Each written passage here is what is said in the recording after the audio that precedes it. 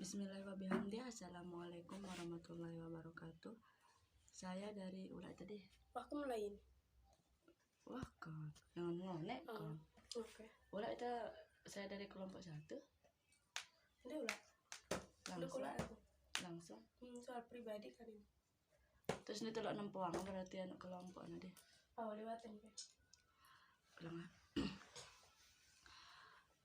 Buka ketemu. Bismillahirrahmanirrahim. Assalamualaikum warahmatullahi wabarakatuh. Perkenalkan, nama saya Halimatus Sa'diyah, Prodi Teknik Informatika semester 4A. Kali ini saya akan mempresentasikan tentang etika profesi.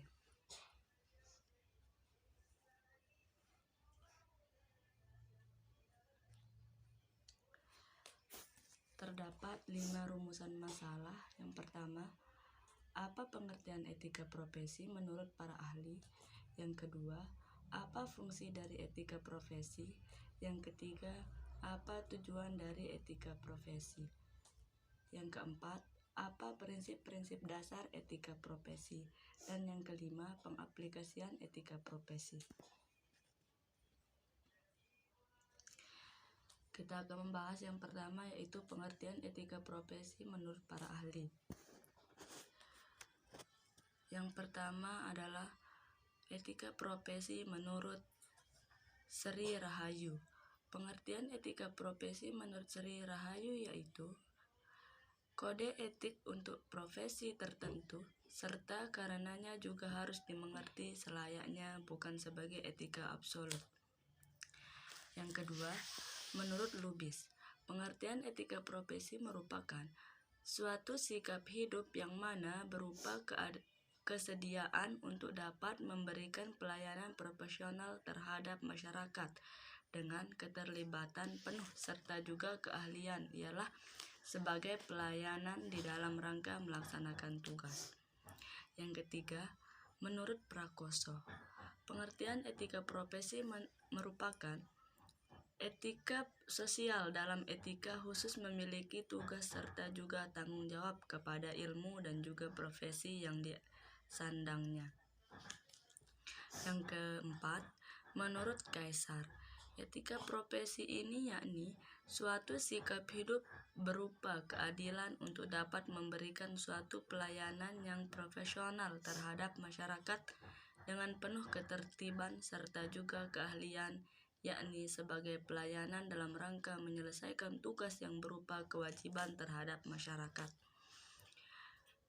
Dan yang kelima yaitu menurut Anang Usman, pengertian etika profesi ialah merupakan sikap hidup untuk memenuhi kebutuhan pelayanan profesional dari klien atau pelanggan dengan keterlibatan serta juga keahlian, yakni sebagai pelayanan di dalam rangka kewajiban masyarakat, ialah sebagai keseluruhan terhadap para anggota masyarakat yang membutuhkannya dengan disertai refleksi yang seksama.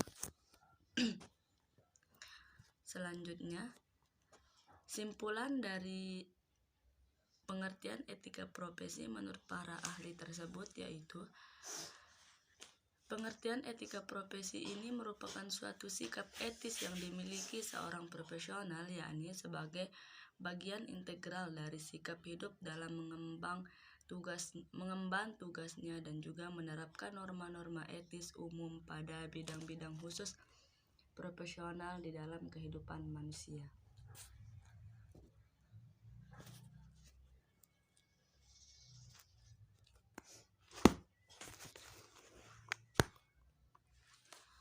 Selanjutnya,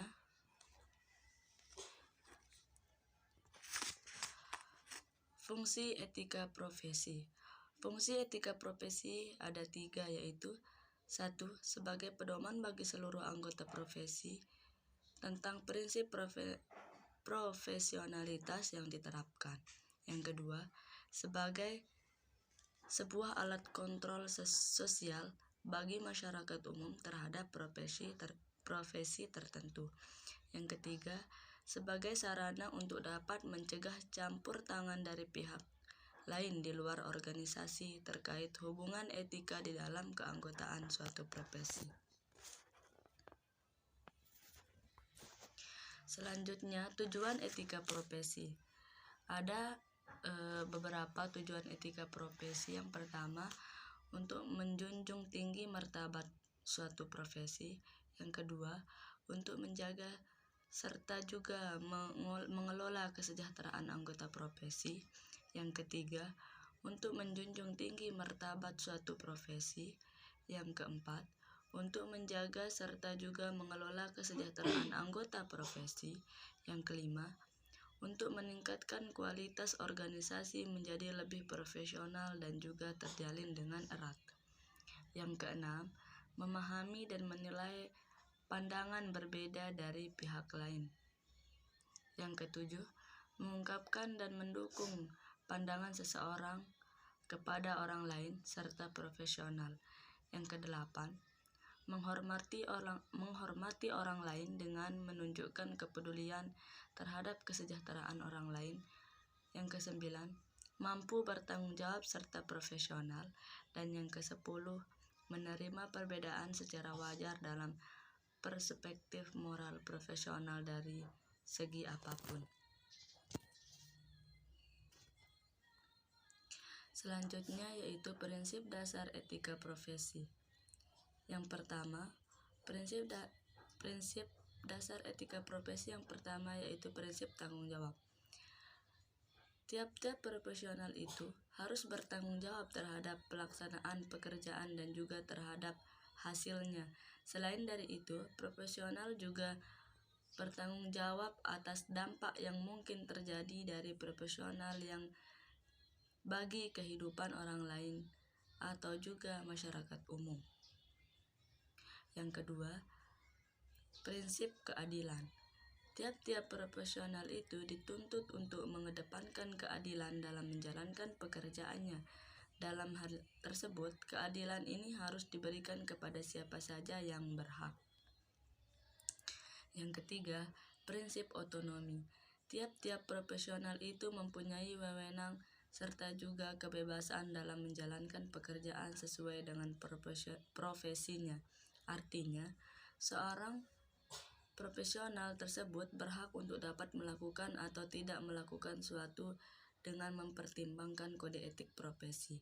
Yang keempat, prinsip integral moral. Integritas moral ini merupakan kualitas kejujuran serta prinsip moral dalam diri seseorang yang dilakukan dengan secara konsisten dalam menjalankan profesinya. Artinya, seorang profesional tersebut harus memiliki komitmen pribadi untuk dapat menjaga kepentingan profesi dirinya serta juga masyarakat.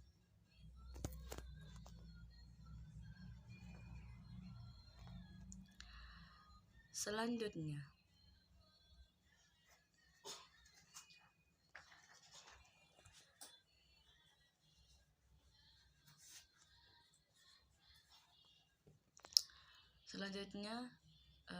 prinsip tanggung jawab menurut Dharma Stuti pada tahun 2007. 1. Tanggung jawab. Maksud tanggung jawab di sini ialah tanggung jawab pelaksanaan atau by function serta juga tanggung jawab dampak atau by profession. Yang kedua, kebebasan. Maksud kebebasan di sini ialah kebebasan untuk dapat mengembangkan profesi itu dalam batas-batas aturan yang berlaku di dalam sebuah profesi. Yang ketiga, keadilan. Prinsip keadilan ingin membangun satu kondisi yang tidak memihak manapun yang memungkinkan untuk ditanggungi pihak-pihak yang berkepentingan.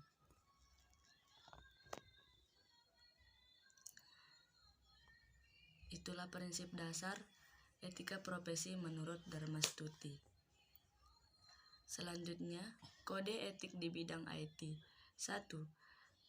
Jangan menyindir, menghina, melecehkan atau menyerang pribadi seseorang atau pihak lain. Yang kedua, jangan sombong, angkuh, sok tahu, sok hebat, merasa paling benar, egois, berkata kasar, berkata kotor, dan hal-hal yang buruk lainnya yang tidak bisa diterima oleh orang lain. Yang ketiga, jangan mengekspos hal-hal yang bersifat pribadi keluarga, dan sejenisnya yang bisa membuka peluang untuk dimanfaatkan oleh orang yang tidak bertanggung jawab. Yang keempat, jangan turut menyebarkan suatu berita informasi yang sekiranya tidak logis dan belum pasti kebenarannya atau bisa disebut dengan berita hoax. Yang kelima, selalu memperhatikan hak atas kekayaan intelektual atau haki.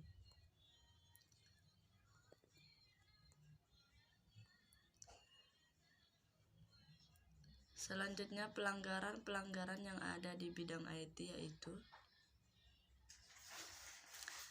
hacker atau cracker. Hacker adalah orang yang skill pemrogramannya mampu menerobos sistem keamanan komputer untuk jaringan komputer atau jaringan komputer untuk tujuan tertentu. Yang kedua, denial of service attack. Distributed denial of service atau DDoS attack adalah serangan cyber yang terjadi akibat banjirnya jaringan internet oleh fake traffic atau lalu lintas internet pada server, sistem, atau jaringan itu sendiri.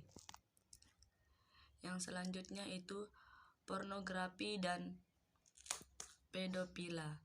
Pedofila merupakan kejahatan penyimpangan seksual yang lebih condong ke anak-anak atau child pornografi.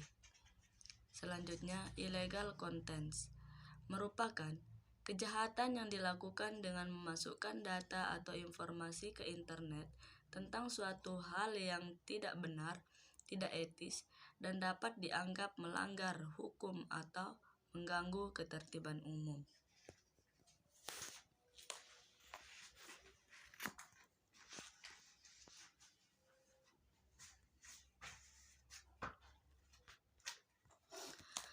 Mungkin hanya itu yang dapat saya sampaikan.